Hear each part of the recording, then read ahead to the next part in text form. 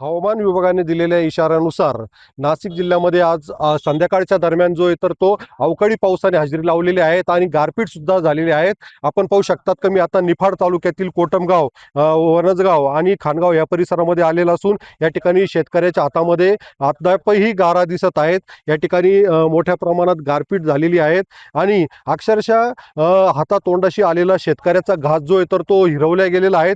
या ठिकाणी मका असेल, त्याच्यानंतर गहू असेल, परत द्राक्षे असतील, त्याच्यानंतर हरभरा आहे, जे काही आता काढणीला आलेले जे शेती पिकं आहे तर त्यांचं नुकसान होणार आहे. त्या ठिकाणी आपण पाहू शकतात का जो पाऊस झालेला आहे त्याचं पाणी या शेतामध्ये आपल्याला पाहायला मिळत आहे. आपण या ठिकाणी शेतकऱ्याशी बातचीत करणार आहोत. मला हे सांगा, किती वाजे दरम्यान हा पाऊस झाला, काय गारपीट झाली, कोणकोणत्या पिकांचं नुकसान होणार आहे?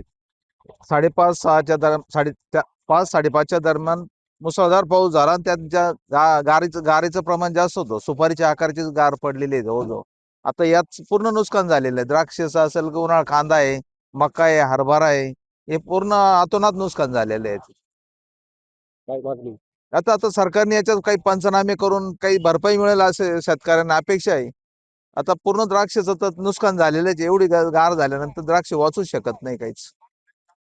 एकंदरीत पाहता आता झालेली जी गारपीट आहे, गारपिटीमुळे शेती पिकांचं नुकसान झालेलं आहे, याचे पंचनामे करावे आणि शासनाने शेतकऱ्यांना नुकसान भरपाई देण्याची अशी मागणी या ठिकाणी शेतकरी करत आहेत. उमेश पारिक, TV9 मराठी, निफाड, नाशिक.